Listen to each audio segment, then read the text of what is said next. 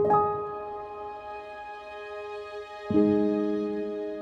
can announce today that my very first book, which came out in July of '75, so it was exactly 50 years ago, is now here. So I have God Understand, and the only difference between this book and the original in some respects is just there's a section at the end that's called 50 Years Later at the end of every chapter, because the content was evergreen. You know, the theology, if you don't want to be an innovator in theology, that's not a good thing to do. Yeah, yeah. But so the content was evergreen, but the culture's changed. And so, what would be the issues I'd perhaps address now that weren't the case in those days? And so many things, whether it's on sciences or theology, and I did chapters on a number of these tough questions.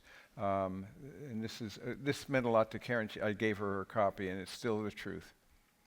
To Karen, her worth is far above jewels, so I dedicated to her back in '75.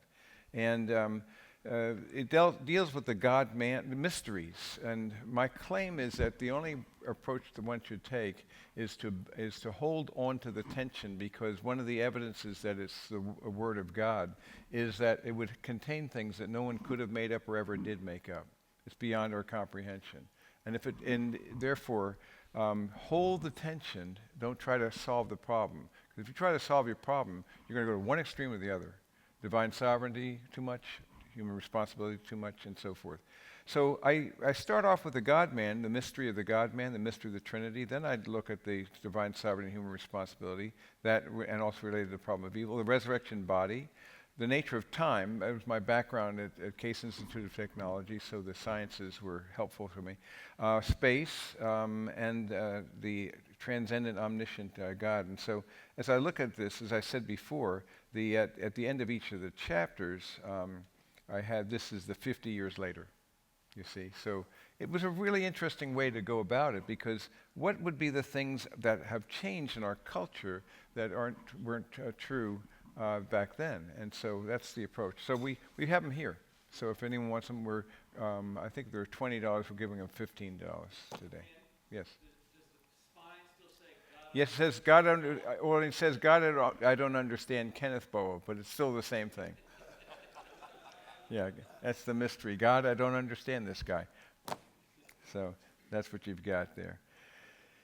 So we've got those available for anyone who wants them. And I want to go now and pick up with where we left off 2 weeks ago with Proverbs. As you know, I really like this, that I'm alternating biblical and topical. That's really nice. Now that we've completed the New Testament, every other week now it's going to be a topic of one sort or another. And every other week it's going to be continuing in the Old Testament. We're still in the book of Proverbs. And this outline of the book of Proverbs that you can see here is, again, the prologue, which is so critical, and then the motif of the book, the fear of the Lord is the beginning of wisdom, and then the principles of wisdom, but the Father's exhortations found in chapters 1 through 9. That's why, again, we have to realize that all those were preparatory to prepare the student to receive wisdom. And the wisdom doesn't really begin until chapter 10. And that's where we are right here. And so then it has these collections and so forth. So given that, I want to pick up where we left off. And we had, so this is how I remember where I was. I got rid of that. So we're up to chapter 9, an epilogue and an invitation. And that's really what it is. It's an epilogue. It kind of, there are 10 little my son statements, 10 little sermonettes, shall we say. And this, of a father to the son, where he seeks to create a heart of wisdom in the son, to prepare him, to give him an appetite, to draw him to it. You can lead a horse to water, but you can't make him drink, but you can give him salt. You see, so he's trying to make it something that's going to be drawing him to receive. Because what's the good in having a price of wisdom if you have no heart for it? You see, so he's trying to create. It's worth your while. So he's done those 10 sermons that begin with my son. But then this chapter, is, as I call it, an epilogue, and it's in two invitations. So it summarizes it all, where wisdom calls to all the fools except the scoffers. And so in verses 7 to 12, we have two responses. The word of the words, and so verses 1 to 6. So let's go. Wisdom has built her house. She's hewn out her 7 pillars. She's prepared her food. She's mixed her wine. She's also set her table. She has set out her maidens. She calls from the tops of the heights of the city. Whoever is naive, let him turn in here. To him who lacks understanding, she says, come and eat of my food and drink of the wine I have mixed. Forsake your folly and live, and proceed in the way of understanding. And so in those verses, then, we see that verses 1 to 6, wisdom's calling the foolish and simpletons to her banquet. What's interesting is this, that she does not invite one group. I have, as you've seen this before, and here you can see this group, these 4 Hebrew words, the patim, the kesalim, the evalim, and the leitzim. And these 4 words for fools is really a gallery in which, as you can see, it gets worse as you go down. So the naive are the ones who are the simple, they're just simple-minded. They haven't thought. They're uncommitted to the way of righteousness, you see. So they're naive. They haven't really processed things. They're uninstructed in the way of righteousness. But then Kesalim is a little bit worse. One is naive. The other ones are just the plain fools. They just don't seem to have a heart for the subject.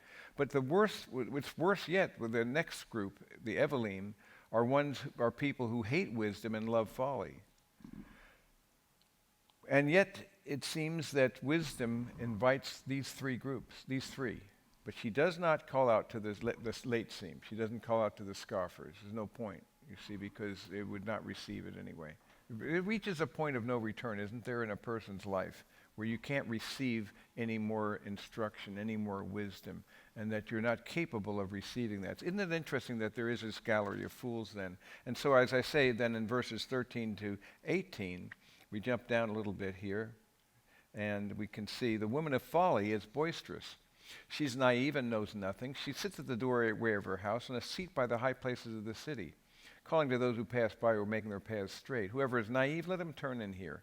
To him who lacks understanding, she says, stolen water is sweet, and bread eaten in secret is pleasant.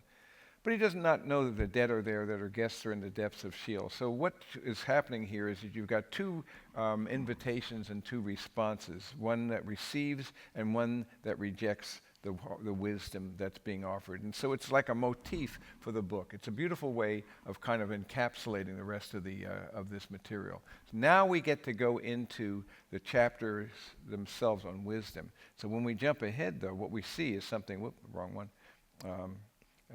You go here.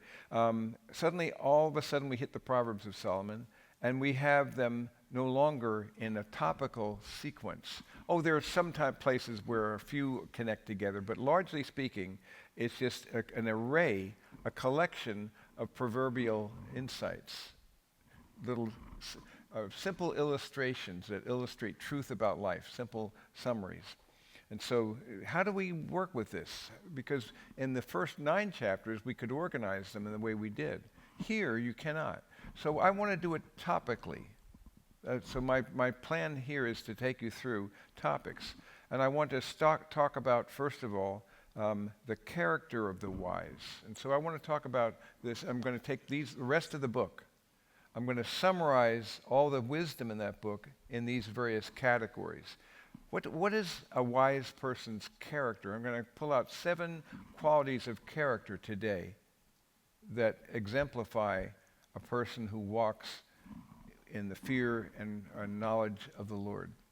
And then after we talk about the character of the wise, we'll talk about another area about what it says about wealth and about these kinds of very practical matters as well.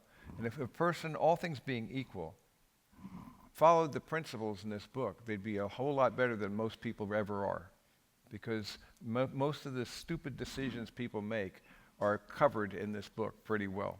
But we'll also talk about the tongue, about speech, and that's a huge, huge category. So after we talk about the character of the wise, I want to talk about the wise person's speech, and that's a very critical area, because the power of words to heal or to destroy is awesome. So what we do now is just go through them topically and weave them together in that way. So to do that then, I want to begin then by looking at the character of the wise. And character is a key component of wisdom, of course, because we're talking about a quality of life that you cannot live on your own. We're talking about something that requires an infusion of God, and that is why the wisdom of this book is related to the fear of Yahweh. What is that fear? A reverential awe at the very least. It means the attitude of a subject before a servant before the master, a dependency upon him. And in fact, it has various levels of fear, and we've seen this before. When you look at this, the fear of the Lord can really mean several things. The fear of the Lord can be a humility, at the very least, the humility before God. Because as Bick Cardwell put it the other day, he summarizes my one-sentence summary of the Bible. What is it, Bick? I'm God, you're not. That's it. I'm God and you're not. We forget that. You see, we act as if we are gods ourselves and so forth and autonomous. So that's one way of summarizing the book. I'm God and you're not. But we forget that. So humility, at the very least, is involved. But there's another dimension of fear that relates to awe. And there's a reverential awe, it's described, some sense of the manifestation of God. And so as he reveals himself to us and we get to know him better, there can be, sometimes he mediates himself a little bit less, and it can be even a holy dread that can be described. But the most intense category is that of a holy terror. And that holy terror, there are several examples of that. One in Isaiah 6 when he's undone before the holiness of God. And I don't think God fully revealed himself, it would be destroyed. But he manifested himself just a little bit more, but not more than that. We could not endure his presence, but a little bit more of a direct revelation. Ezekiel 1. What happens when Ezekiel sees the vision of God's approaching there in the chariots of fire and the holiness of God, and he falls on his face like a dead man, just as Isaiah did. So does Daniel in chapter 10. He falls on his face like a dead man. So does Paul, or rather Saul at that time. And Saul on the Damascus road sees the resurrected Christ. What happens? He's like a dead man. He's blinded and he's totally destroyed, except that he spares him for a purpose and calls him for a purpose. And the same is with Revelation. The one who would lean at his breast, the intimate relationship that John had with him, and yet when he sees the resurrected Christ in Revelation 1, he's so overwhelmed that he falls on his face like a dead man. And in each case, someone has to raise them up, and so that they can receive the message. So at the very least, we have to realize, though, that it is a fundamental humility that's necessary in order to cultivate that quality of character. An education without the development of character is worthless. I talk here in another book about a court case between Columbia University and a student. The university student sued the student for not paying his tuition in full. Because his counterclaim was that he didn't owe them money, but rather they owed him money in damages, because part of the purpose statement for a 4-year undergraduate degree was that this university would cultivate wisdom and character. After he graduated, he says, "I didn't get any wisdom or character." So, you can guess that it didn't the suit didn't go well in this case, but you get the very point, though. In fact, these days, we're spending $250,000 or more to send our children off to the Philistines to be educated. Go work that one out.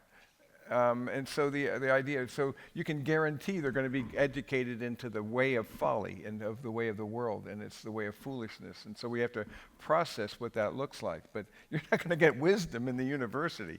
So it's the whole idea. And in our culture, it seems to become, in some ways, from a practical sense, dumber and dumber, because there's a loss of a moral consensus. At least it was basically an acknowledgement that there's a kind of a consensus, this is right and this is wrong. That's gone.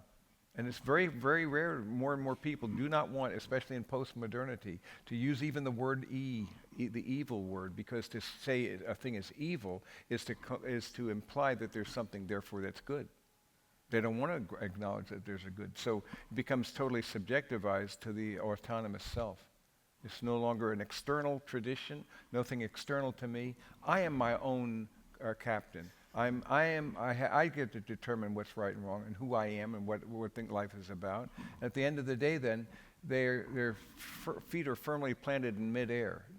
They're living in cloud cuckoo land because they may claim that this is that and that's that, but it has nothing to do with reality. The ways we look at reality are empiricism and rationalism. That is to say, God has crafted us and created us in such a way that we can use the evidences of our senses for inductive reasoning, but we also use the deductive reasoning of reason and rationality.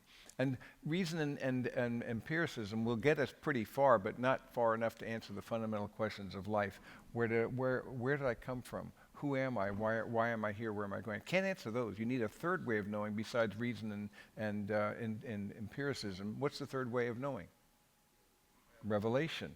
That God has to disclose. You see, that's why Ecclesiastes is a fascinating book, because it deals with the best that wisdom can come up with under the sun. From a human perspective, without revelation, this is the best you can conclude.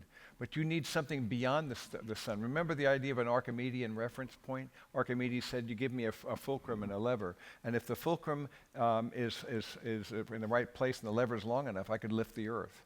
But you can't be on the earth to lift the earth. You have to be off the earth. But you could do it. But that's why it's called an Archimedean reference point, because it can't be on the earth, you see. Jack Kerouac, on the road. You can't be on the road and grasp what the road's like. You have to be off the road. You have to have a wisdom from above the sun, not below. So what you need, therefore, is that third way of knowing. And the third way of knowing is revelation, and only that can provide the answers to the fundamental questions of life. But we've abandoned both the two ways of knowing that have been followed all these years. So it's an interesting time. The fool then does not have a heart for the subject. And if he doesn't have a heart for the subject, it's going to carry him nowhere.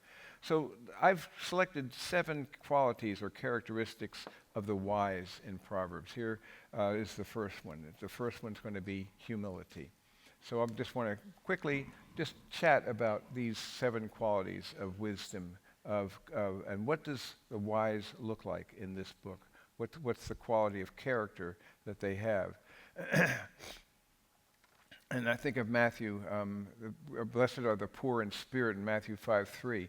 To be poor in spirit is to acknowledge your spiritual bankruptcy, that you bring nothing to the table. So an acknowledgement of poverty of spirit is to realize you don't have anything that you can add, that there's a humility that all things come from him and through him and to him, and that you don't create anything. That's all derivative. The key to humility, if you might recall, is a wonderful verse, and it's one I have often used in our group here, and it's found in 1 Corinthians 4:7. And Paul asks this rhetorical question: who regards you as superior? What do you have that you did not receive? And what should that answer be? The answer is, you don't have anything that you didn't receive. Everything is gift and grace.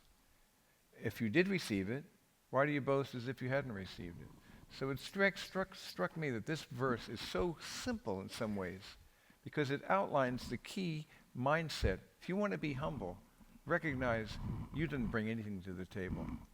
Everything you have is a gift of God. And when you recognize that, your utter dependence upon him, without him you would have nothing. Don't trust your own intellect, but submit your life to the Lord of Holy Scripture. So he's going to be trusting in the Lord, not in his own mind, but he's going to be actually being wise enough to submit to his life to the Lord in this respect. And so we recognize this in Proverbs. So the whole idea of realizing that trust in the Lord with all your heart. Remember that idea? All, entirely. Do not lean on your own understanding. Trust in him exclusively. In all your ways, extensively acknowledge him. And what will happen? He'll guide your paths. He'll make your path straight. Don't be wise in your own eyes. Fear the Lord and turn away from evil. It'll be healing to your body and refreshment to the bone. And so this is the basic theme of wisdom here. So when you look at how blessed is the man who fears always, but he who hardens his heart will fall into calamity. He who trusts in his own heart is a fool, but he who walks wisely will be delivered.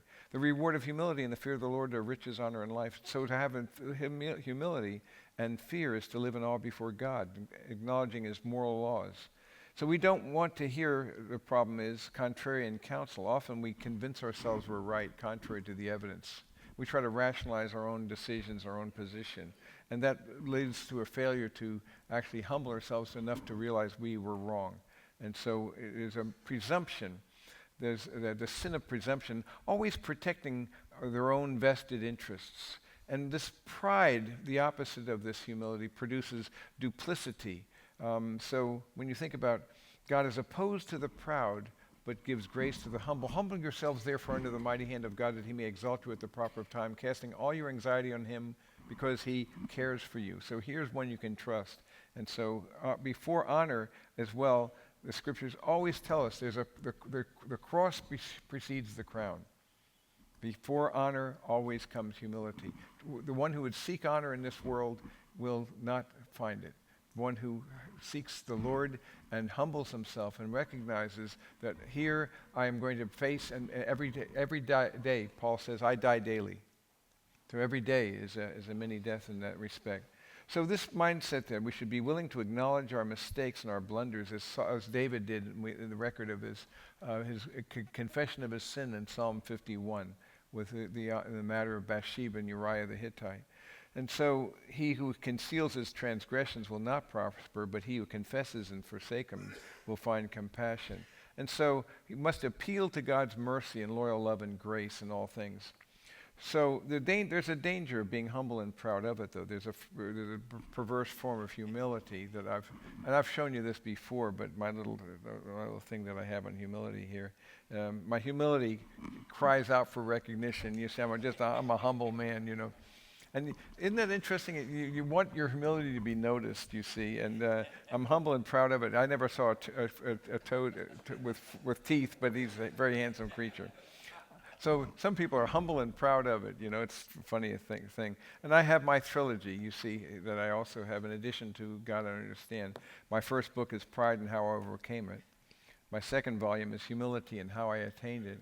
And the third volume is how you too can just be just like me, you see. So I know you're all going to want that wonderful trilogy. There are some people who actually think that that's true. It's amazing.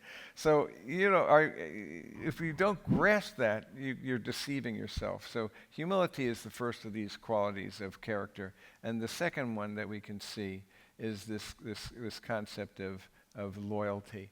And so, again, I'm looking at all this material in Proverbs, this rich treasure trove of wisdom, trying to pull out certain motifs. And when you focus on character, loyalty also becomes a prominent motif, as you can see. In Proverbs 23:26, one of the key texts, "Give me your heart, my son, and let your eyes delight in my ways." But we keep pulling back and giving him a half heart. And so a half-hearted obedience, you see. So if you're in two minds, you're half-hearted. To be double-minded is to be half-hearted. So he wants the integrity of being a full person before him. And so God judges according to the consequences, but only you and I will judge according to appearances. And so we realize that we need to, we pull back because appearances seem to be contrary to obedience. And that's in this world. Often, the appearances of this world would suggest that God's purposes for you may not be in your best interests. But you have to realize, how do you know what's in your best interests? Remember the two things you have to realize in order to trust God enough to obey him? And the two is, first of all, that you're not in control of anything.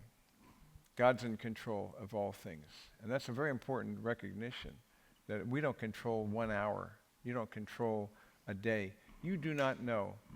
Even on your drive here, it may be that some of you had a near-death experience without even knowing it. Somebody could have been looking at this thing here, and you do not know. The way things are and the way people are doing, you can't be sure. There's any number of 1,000 things that could have happened because our lives are held together in the thinnest of gossamer threads. So you recognize that not only is God in control, but what's the second thing we have to acknowledge before we can trust him enough to obey him? We must acknowledge that he has our best interests at heart. And here's the hard part. You and I don't. You like to think you have your best interests at heart. That's why we argue with God about why things are happening. How do you know what your best interests look like? What would you have to know your best interests? The outcome. The outcome. You'd have to know the future. You can't know the future. You can only judge according to appearances. God sees actually what's beyond the appearances. He sees the consequences. So if you're wise, you will then submit yourself to that outcome that God's promising for you. He says, I know it doesn't look right. I know it looks uneasy. It looks very bad. But I can see the outcome. And so only I have your best interests at heart. And you have to trust me enough to judge not according to appearances, but according to my command. I have to trust him, therefore, in advance. So I had, for example, an experience on Sunday where I was going to go to the funeral of my aunt and uncle. He was career military, and they were going to have a 21-gun salute and all the other things at Arlington National Cemetery. I'd always wanted to go there, you see, and it was a unique opportunity to be with my family. And so after I teach my Sunday morning class, Bob Margolin drove me to the airport and got there in plenty of time to get my flight. And we got onto the tarmac, and there we're sitting for about an hour and a half on the plane, just sitting there. And apparently the weather conditions there, at least that's what they claim, who knows really, but there were weather conditions that were causing backups and delays. So after an hour and a half sitting there, then we went back to the gate, deplaned, and waited there for a period of time. And then they put us back on the same plane. Okay, looking better. Then we're sitting there for another hour and a half. You see? Brutal. I'm worn out. We're having a great time. And then we realize they say their flight's been canceled. So they bring us back to another gate, one further away. So I had the privilege of going all the way back to the airport, going from that gate, and then trying to see what I'm going to do about my baggage, because I wasn't going to be able to take the next flight, because it turned out I wouldn't get there in time, because it was going to be on Monday morning, and I just couldn't get there. So, but then when I got to the baggage claim, and after having the privilege of waiting around a long line there and getting that sorted out, one of them found that there was another flight that left a little bit later and would get us in about late, but still in time for me to get there to the hotel. And so I booked that flight. Then I had the privilege of going all the way from there through the control again. You have to go through the whole deal again, through the gates and all that business and so forth. So get to the gate, and I managed to do that, and I got on that plane on the tarmac, an hour and a half. Yeah, and finally that flight is canceled. So then I had the privilege of going back to the airport, because what about my bag? Well, if you don't take the next flight, your bag is going to be, it take 3 hours to get your bag. So I go to the baggage area there and work that out, and so I have to realize I have to come back on Monday morning to get my bag. And I'm processing all this because it was a unique opportunity to be with my relatives too. So part of it I'm seeing is what was this whole thing about? And so you're processing and you're trying to be patient and so forth, but I'm totally exhausted, and it was a very different. I was utterly a basket case. And then I tried to book up to cancel my next flight, the return flight. I go to the Delta, the agency there, and the Sky Miles Premium and so forth, and go there. Oh, they're not able to do that. So I have to deal with that the next day. So I then finally go to the North Terminal and take the Uber and get home. And I'm just a complete mess. But I'm processing this. What's God got in mind? Now, but on the other hand, you realize it's not just about me, because there are tens of thousands of people who were affected by the same situation. So you can't say this happened because of that. But you can say in the providence of God that how does he work all these crazy things together for good? It's when you really process and do the calculus on that, but somehow he will, but it's beyond my imagination. So I have to receive that and recognize. And so on my drive back from picking up my baggage, I talked with my family and did a little thing. And so I'm probably going to do a video for them. But I don't know what that looks like.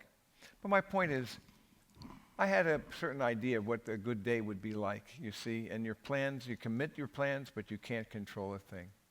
You have to recognize. So what's my process here? Did that defeat the purposes of God? I don't believe it so. But I don't know but he's going to do something else. And it became a teaching exercise for me and a process of interiorizing that. So you commit your work, but you got to let loose of the outcome. I can't control it. So that's the way this works. Loyalty in part means I'm going to trust him though I do not understand him. Commit in advance, even though I don't understand him. You cannot understand him. And then I already know this. You can't understand a molecule of water. You can't understand an atom. You can't understand, let alone a cell, let alone a plant or an animal. It's beyond, everything in the created order is beyond your grasp. And if you can't understand the things that God's made in His created order, do you think you're going to understand the mind of the Maker? You see, yet He's revealed His mind in many ways, and so He says you're not going to understand me, but you are called to trust me. Teachability is another quality that I find is the characteristic of the wise. The wise of the heart will receive commands, but a babbling fool will be ruined. He's in the path of life who heeds instruction, but he who ignores reproof will go away. And nobody likes to have reproof. No one likes to be rebuked or corrected. But if you are not careful, you will try to have the mindset of self-defense, and you won't be teachable. And that's a danger. Remember we said when you're young, what's your problem? You're naive and lack of focus. In our middle years, our main problem seems to be double-mindedness, playing by two sets of rules, and entanglement. But I think in our later years, our biggest challenge is teachability. To realize that you don't have all the answers. In fact, if anything, the more we grow, the more we should gain what I call the second naivete of childlike wonder and awe, because you see, therefore you begin to realize you don't know anything. And you recognize more and more you want to be teachable and open to insights and not cling to this mindset you have all the answers. So, but to be willing to be teachable is to be willing to receive reproofs. And some people who've loved me a lot have been willing to take the risk in rebuking me. Because you see, faithful are the wounds of a friend, but it's deceitful are the kisses of an enemy. And a lot of people want to hear flattering words.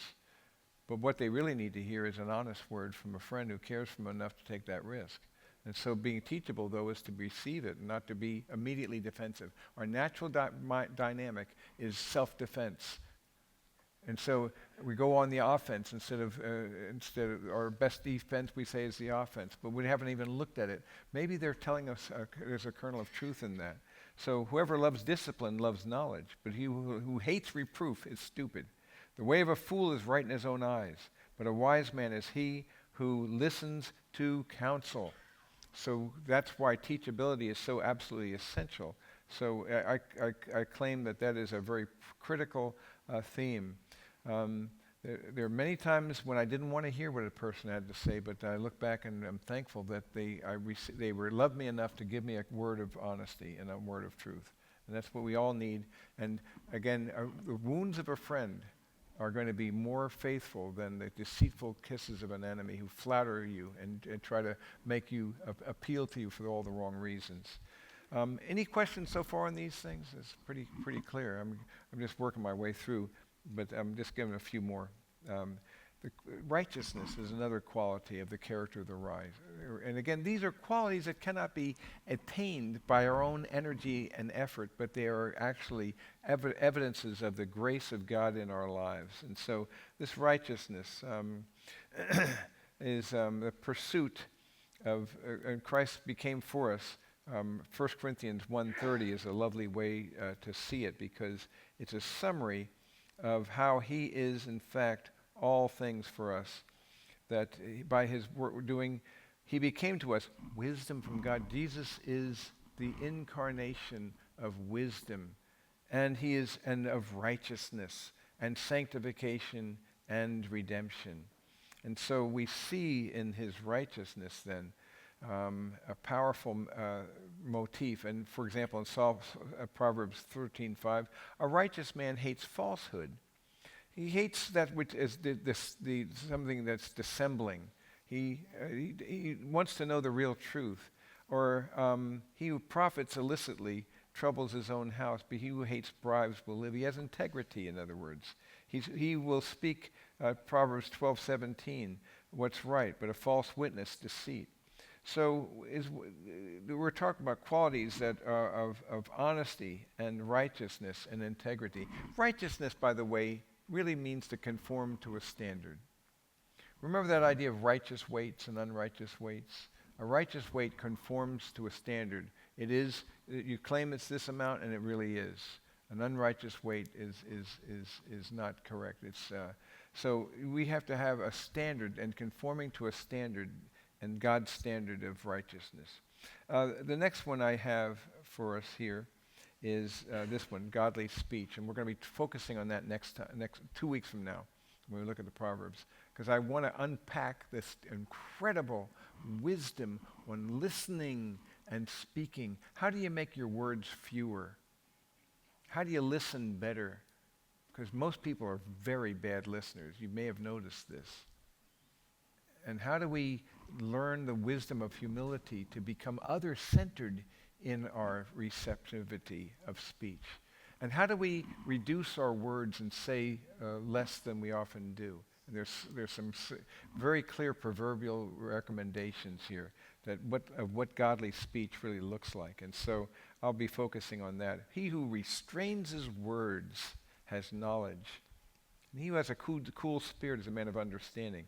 So our speech in terms of content and emotion involves a matter of self-control, you see.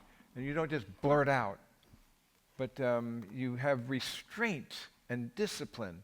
There's a tranquility, and so in 14:30, a tranquil heart is life to the body, but passion is rottenness to the bones. And so this is 3,000-year-old wisdom, but even though culture's changed, the human condition has not. And we all find these timeless principles, these maxims from the ancient world, to be as relevant today as they ever were in the past. Better to have a cool head and a warm heart. So you want to be slow to anger. Proverbs 14:29, he who is slow to anger has great understanding, but he who is quick-tempered exalts folly. And one of my flesh signatures is anger. And so I can just lash out, and when I'm walking in the flesh and not in the spirit, it's obvious. It becomes very evident. I'm brutally honest about my flesh signature, and I know that it's a quality that I have. But the fact is that part of this is the restraint of the Holy Spirit, who gives you self-control, one of the fruit of the Spirit. That's necessary. I would also say another quality of the righteous is this one, that he's forgiving. And so you see this as you go through these wonderful principles that really explore the fabric, the whole dynamics of the tapestry of life, is a life that's woven out of the threads of small decisions, and they shape together. And this whole theme of forgiveness becomes a motif as well. A man's discretion makes him slow to anger, and it is his glory to overlook a transgression. See, it's your glory, because you see, it's a very easy thing for us to return evil for evil, and it's something we have to return good for evil, and it's divine. Hatred stirs up strife, but love covers all transgressions. And so, when you think about Matthew 18:15, for example, and you go to that central text about the dynamics of forgiveness, it's intriguing to me that you have, if your brother sins, what are you to do? Show him his fault in private. You know what actually happens typically? We go to the second one. If you take two or more with you, we tell it to other people. without telling him. You probably noticed this. If a person tells me about another person, says, you know that this person did that, what should my response be? Did you talk with him first about this? And of course the answer will almost certainly be no. And what's the obvious next question? Why are you telling me? You see, it's easy to tell about another person to a third person, but to tell them directly requires a measure of courage and honesty and integrity. So this is part of it as well, self-restraint. And so you confront him in love, seeking to win him over. Because you're not trying to criticize him, you're trying to bring him back to a realization that there's something that needs to be dealt with. And so you want to seek to honor that. So it says if he listens to you, you've won your brother. That's the whole point. It's interesting, before I go back to this, if I go to Galatians chapter 6 for a moment, look at this. If anyone is caught in any trespass, Galatians 6:1, you who are spiritual, restore such a one in a spirit of gentleness or humility, each one looking to yourself so that you too will not be tempted. Here's what happens when a person, say a prominent figure in Christendom, is caught and he's been found to be guilty of some sins, and he had lived a double life, perhaps sometimes some have gotten away with it for years because they had zero accountability. They had the impression of it, but not the reality. And so when they're finally caught, you know what often happens is we shoot our wounded. And so we basically, we criticize them, and people get virtue signaling by criticizing those who fell. It's an astonishing thought. It's just the opposite of this text. What should your response be? Twofold. Number one, restore such a one in a spirit of what? Gentleness or humility. You should be seeking to restore him, number one. And number two, each one looking to yourself, realizing you could have done the same thing. So let that be a reminder to you that you are capable of doing the very thing that he's doing. And you were forgiven much. And you've been forgiven far, far more than you were ever asked to forgive. Far, far more. Remember the one who got 10,000 talents and he's forgiven by the king? Then he goes off and throttles his servant who owes him 100 denarii, 100 days' work. I worked out the math, and it turns out the difference between 100 denarii and 10,000 talents is about 600,000 times. He was forgiven 600,000 times more, but he's throttling the guy to give him back what he wants. You see the point here. He never asked you to forgive more than you were forgiven. Because he gave you better than you deserve, what's our call? To give them better than they deserve. And so this is the mindset that we have. So as we're looking at these texts of Scripture, then we see, and then we go to the Matthew 18. I won't go into more detail, but then the next step was to bring 2 or 3, and then after that, the body of believers group. And so it's church discipline that's not very often practiced. He who conceals a transgression seeks love. He who repeats a matter separates intimate friends. So do I ever repeat a transgression? Do I honor the person by giving, not blabbing it around, but I hold it to myself, so I conceal that transgression. In Proverbs 20, do not say I will repay evil. Wait for the Lord, and he will save you. Instead of seeking your own revenge, allow God to take care of it. Proverbs 24:29. Do not say, thus shall I do to him as he has done to me. I will render to the man according to his work. Now, it's demonic for us to return good with evil, isn't it? It is human for us to return good with good. But it's divine for us to return evil with good. That requires the grace of God. That's something that's noteworthy. And so, Romans 12, many practical exhortations that go along this whole idea of manifesting this mindset of blessing those who persecute you and rejoice with those who rejoice. And so this never pay back evil for evil to anyone. Respect what is right in the sight of all men. It's possible, as far as it depends on you, be at peace with all men. You can't control the response, but if you have offered forgiveness or requested forgiveness, And if they do not respond properly, you've done all you can do, and they can't blackmail your joy. You've done what you can do, but insofar as it's up to you, be at peace. You have to be a peacemaker, but I can't control their response. But I cannot let that determine the outcome. So there's a lot of wisdom in this. Never pay back evil for evil. Respect what's right in the sight of all men. Because it's God who will deal with the outcome. And I'll jump ahead to the parts number 7, and the seventh quality that I have is thoughtfulness. So here's a 7-part character list of the wise in Proverbs: thoughtfulness. And let me unpack very briefly what that looks like as well. So when I think about thoughtfulness, I'm talking about here,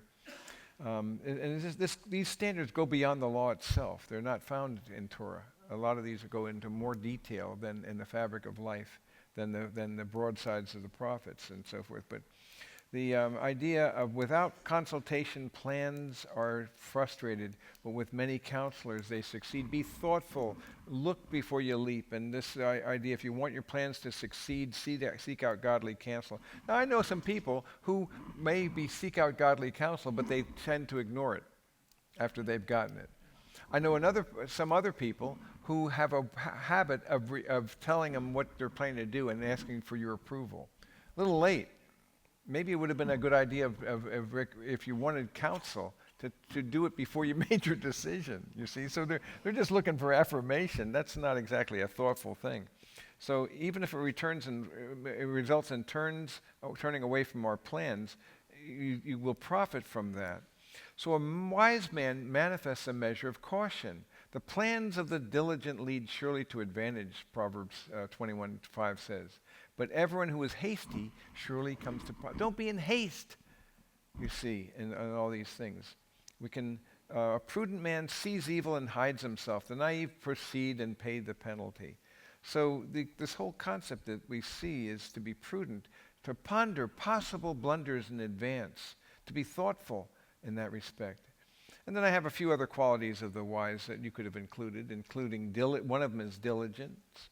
Have you found, honey? Eat only what you need and do not leave in excess involvement. All of us want to do things, don't want to do something to excess. Being a companion of wise people. If you want to be wise, you walk with the wise. It doesn't mean you're not going to have relationships with people who are outsiders. You are called to be an agent of transformation, salt and light in the world. But we need to be careful about our deepest, most intimate associates, that there needs to be a quality of wisdom in that as well. Leave the presence of a fool, you'll not discern words of knowledge. And then a wise person is also concerned for the poor. The righteous is concerned for the rights of the poor. And so compassion is displayed here. So these are qualities that I see that are very critical. And Christ is, I look at these qualities of these, and so we could look at a list like this. Look at the life of Christ. And if you were to look at take any of these 7 and look at Christ's life in the Gospels and pull out, how does he exemplify, let's say, humility or loyalty or teachability, righteousness, and so forth? But of course, the ultimate life of Christ is love, joy, peace, patience, kindness, goodness, faithfulness, gentleness, self-control, the fruit of the Spirit. So how he fulfills that. But in Hebrews 5, it even tells us that Jesus learned wisdom from what he suffered. In the days of his flesh, he offered up both prayers and supplications with crying and tears to the one who was able to save him from death. And he was heard because of his piety. So we learn through our adversity. So a couple weeks from now, we're going to look at taming the tongue. I want to talk about the value and the power of speech, the characteristics of good words, and the source of good words. Well, I've left 2 minutes for questions. That's terrible. Yes? Where are you pulling your notes from? These are notes that I have from a transcription I did on my teaching. And I'm going to make it available to you. Right now, I'm highlighting it. So, but these notes, I want to put them in your hand. So I did a teaching on Proverbs, and then we did a transcription, and then what I'm doing is highlighting it now. But I haven't finished highlighting it. So I'll send it to you. But it's helpful, just the visual. The eye gate really helps, and you just connects it. But it's a kind of a guide. But I did 2 different series in Proverbs, and we transcribed them. And that's where it comes from. Yeah. Yes. Many of them were his, and we have these specifically ones from 10 to 24 are by him. But then the men of Hezekiah made a collection in 25 to 29. Then Agur and Lemuel, and we don't even know who they were. But some of these were collected, and so there were schools of wisdom as well. So, but Proverbs, but he did in fact author many of them, perhaps most of them. That leads to that fundamental dilemma: how on earth is it possible that this wisest of men, in this latter part of his life, could become so foolish? Because it's just amazing. He multiplied the three things that their king was not to multiply: horses, women, and wealth. And if a little was good, more was better, and too much was just right. Yeah. Righteous. Yeah. You know. Yeah. So what would be your encouragement? Yeah. Practically? I think my encouragement is to be be in the Word, the manna of the Word, receiving it daily, but receiving it with a receptivity that desires application. And so, rather than trying to do something, the thing is to respond to the daily Word. And so, having some source, we have, for example, a daily growth email that we make available, and makes it easy for people to pray Scripture back to God at the kenboa.org website. And that's one option that one has. But here's the thing: when you are exposing yourself daily to the Word, your response to it is what's going to happen.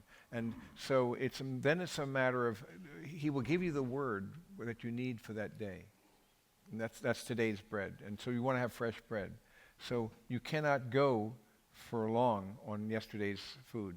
You've got to have fresh bread and respond to it. So ask the Spirit to guide you. How do I apply that word? You see. So, and then the word one will speak to you wisdom, one will speak about humility, one will speak about forgiveness, one will speak about righteousness. And a lot of it has to come down to these things, and I'm out of time and I'll quit. But when I talk about this whole idea of these four issues: meaning, identity, purpose, and hope. The Scriptures alone provide answers to those fundamental questions. They answer the question of where I came from, who am I, why am I here, and where am I going. So if I allow the Word of God to guide me in this, He'll provide, and as I'm exposing myself, I think the Spirit can use that text. And the very same text, when you read it next, will speak something differently to you because it's alive and active. So my response to it is the most important thing. But I have to be in a context where I'm in a greenhouse. I have to be in a greenhouse where I'm exposing myself to that truth. I know where I was at.